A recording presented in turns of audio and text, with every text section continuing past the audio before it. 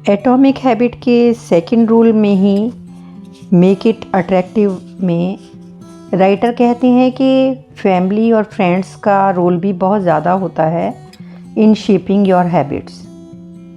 Humans are herd animals. जैसे हम सबके साथ मिलकर रहना चाहते हैं, रिस्पेक्ट चाहते हैं, पहचान चाहते हैं, ये हमारे सर्वाइवल के लिए ज़रूरी हैं। हमारे पूर्वज भी एक साथ रहते थे, ट्राइब्स में रहते थे। प्रॉक्सिमिटी यानी निकटता का हमारे बिहेवियर पे बहुत गहरा असर पड़ता है। हम अपने आसपास के लोगों से सीखते हैं, अपने पेरेंट्स को कॉपी करते हैं, अपनी एज ग्रुप के लोगों से सीखते हैं। जैसे आपके फ्रेंड्स स्मोक करते हैं तो you give it a try to, आप भी कोशिश करते हैं। कुछ ऐसे बिहेवियर हमारे आसपास होते हैं जो हम बिना रियलाइज़ किए इमिटेट करते रहते हैं। अच्छी हैबिट डेवलप करने के लिए आपको अच्छे एनवायरनमेंट में रहना चाहिए। यदि आपके पास में आसपास के लोग फिट होंगे तो आप भी फिटनेस पे फोकस करेंगे। ह्यूमन बिहेवियर है कि लोग उसे एक्सेप्ट करें और human mind wants to get along with others. ये तो नेचुरल है, बट आप चाहें तो लोग आपको एक्सेप्ट करें या ये परवाह ही ना करें कि लोग क्या सोचते हैं, लेकिन अपनी नेचर के अगेंस्ट जाने में काफ़ी मुश्किल होगी। यानी आप हमेशा चाहेंगे कि लोग आपको पसंद करें। इसी वजह से अपनी हैबिट को लोगों के बीच में फिट बैठाना हमें सही लगता है, अट्रैक्टिव लगता है। Change is very attractive. इसी वजह से हम उन लोगों को कॉपी करते हैं जो पावरफुल हैं, सक्सेसफुल हैं। जब हमारे बिहेवियर को अप्रूवल मिलता है, रिस्पेक्ट मिलती है, प्रशंसा मिलती है, तो हमारे लिए वो अट्रैक्टिव हो जाता है। अब राइटर कहते हैं कि इसको how to find and fix the causes of your bad habits. Bad habits को ढूंढना और उनको हटाना कैसे पॉसिबल है। एक बुक है easy way to stop smoke. इसके राइटर एलन कार कहते हैं कि स्मोकर्स यदि अपनी क्रेविंग को छोड़ना चाहते हैं तो स्मोकिंग से जुड़ी हुई बातों को रीफ्रेम कीजिए। जैसे कि आप सोचते हैं कि आप सिगरेट छोड़ रहे हैं, एक्चुअली आप कुछ भी नहीं छोड़ रहे, क्योंकि सिगरेट आपके लिए कुछ करती ही नहीं। दूसरा, आप सोचते हैं सिगरेट आपको सोशल बनने के लिए चाहिए, बट इट इज़ नॉट। आप स्मोकिंग के बिना भी सोशल हो सकते हैं। आप सोचते हैं सिगरेट से या स्मोकिंग से स्ट्रेस दूर होता है। नो, स्मोकिंग आपकी नर्व्स को रिलीव नहीं करती, उनको डिस्ट्रॉय करती है। स्मोकिंग के बर्डन से एक बुक है जो फ्री करती है। ये बताती है कि खुद से झूठ मत बोलिए। आप जानते हैं आप एक्चुअल में स्मोक करना नहीं चाहते। आप जानते हैं you don't really enjoy this. ये बुक है जो हेल्प करती है इसमें स्मोकिंग के लिए। You are not the victim any more. आप रियलाइज़ करने लगेंगे you don't need to smoke. अपने माइंड में क्लियरली बैठा लीजिए कि आप कुछ भी लूज़ नहीं कर रहे हैं। आप अपनी हेल्थ, एनर्जी, मनी के साथ साथ कॉन्फिडेंस, सेल्फ रिस्पेक्ट, फ्रीडम भी पा रहे हैं। आपकी लाइफ लंबी हो रही है, लाइफ की क्वालिटी इम्प्रूव हो रही है, और आप अंत में देखेंगे आपको स्मोकिंग दुनिया की सबसे रिडिकुलस चीज़ लगने लगेगी। जब आपको पता होगा कि स्मोकिंग आपके लिए कुछ भी बेनिफिट नहीं कर रही, तो आपको स्मोक करने का कारण ही नहीं मिलेगा। बिहेवियर चेंज का एक पॉइंट है, मेक इट अनअट्रैक्टिव।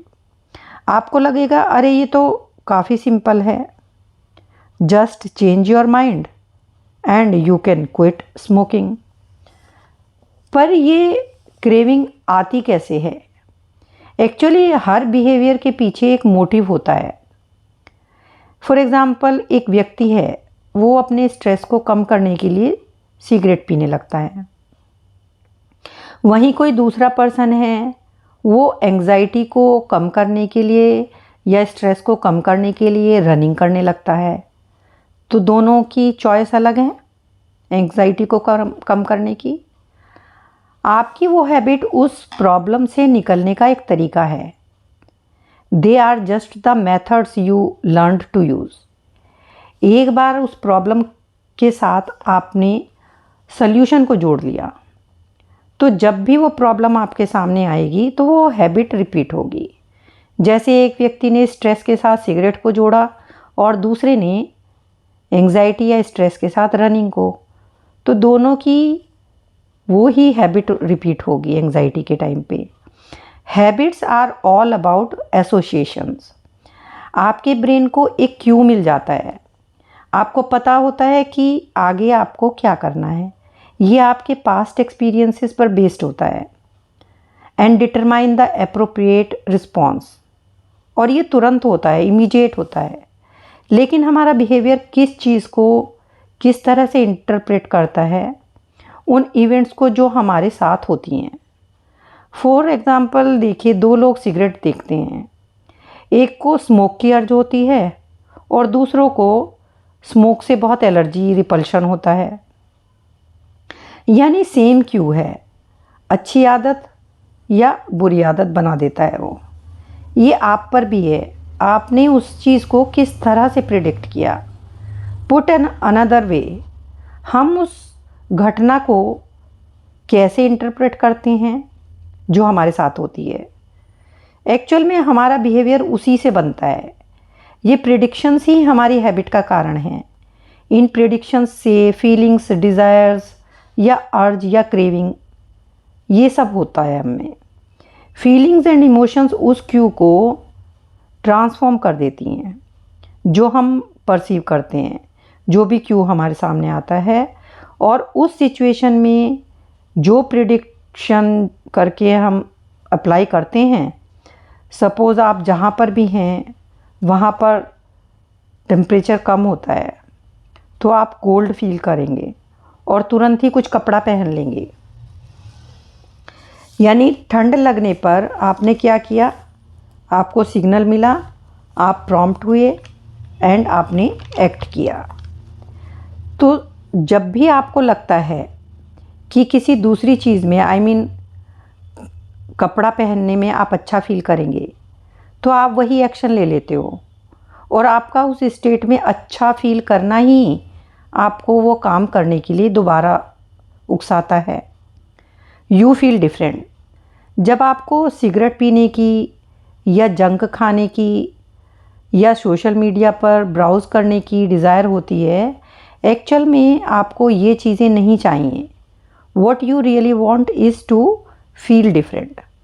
आप वो चीज़ें चाहते नहीं हैं, बस वो आप जब भी करते हैं आपको अच्छा फील होता है, इसलिए आप वो चीज़ें करते हैं। तो हमारी फीलिंग्स और इमोशंस ही हमें बताती हैं कि कब हमें चेंज चाहिए, वो हमें एक्शन बताती हैं। न्यूरोलॉजिस्ट कहते हैं कि जब इमोशंस या फीलिंग्स कमज़ोर पड़ जाती हैं तब हम में डिसीजन लेने की एबिलिटी ख़त्म हो जाती है। यदि हम फीलिंग्स को पॉजिटिवली इंटरप्रेट करेंगे, उनको अच्छे से समझेंगे, तो हम ज़्यादा ग्रेसफुली रिस्पॉन्ड करेंगे।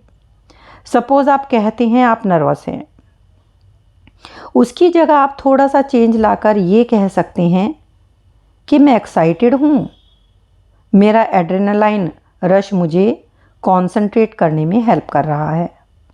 तो देखिए, ये माइंडसेट में बदलाव, ये कोई ऐसा मैजिक शिफ्ट नहीं है, लेकिन हाँ, उस सेम सिचुएशन में ही जिसमें कि एक लड़का कहता है मैं नर्वस हूँ, ये एक उस सिचुएशन में या उस पर्टिकुलर हैबिट के टाइम पर जो भी फीलिंग आप में आएगी, उनमें बदलाव आ जाएगा।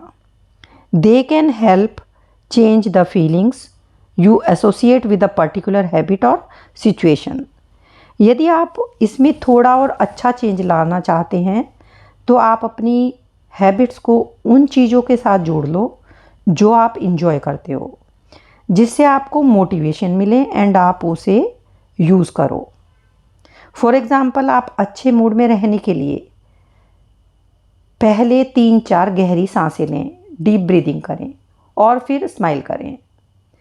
यानी आपने अपने गुड मूड के लिए अपने आप को किस तरह से इंटरप्रेट किया कि आई विल डीप ब्रीदिंग करूँगा और स्माइल करूँगा। तो ये ब्रीदिंग और स्माइल आपने गुड मूड के साथ जोड़ लिया। ये क्यों बन जाता है? फीलिंग हैप्पी के लिए। जब भी आपको स्ट्रेस हो, अपनी इमोशनल स्टेट बदलनी हो, तो आप 3-4 गहरी सांसें लो और स्माइल करो। दुखी हो या परेशान हो तो 3-4 गहरी सांसें लें और स्माइल करें। इस तरह से एक बार ये आदत आप में बन जाएगी, the Q can prompt a craving. हालांकि जो भी आपके सामने सिचुएशन है, इससे उसका कोई लेना देना नहीं है, कोई लिंक नहीं है। It has nothing to do with the original situation. So इस तरह से अपनी बैड हैबिट्स को पहचानना है और उनको फिक्स करना भी इसी टेक्निक से पॉसिबल है। रीफ्रेम करना है अपने एसोसिएशंस को, उनको रीप्रोग्राम करना है, अपने प्रिडिक्शंस को। हालांकि ये आसान तो नहीं है। Habits are attractive when we associate them with positive feelings and unattractive when we associate them with negative feelings. Create a motivation ritual by doing something you enjoy immediately before a difficult habit. Bad habits को छोड़ने के लिए क्या है benefit हैं, उनको आप highlight कीजिए, जिससे वो बैड हैबिट्स आपको अनअट्रैक्टिव लगने लगें।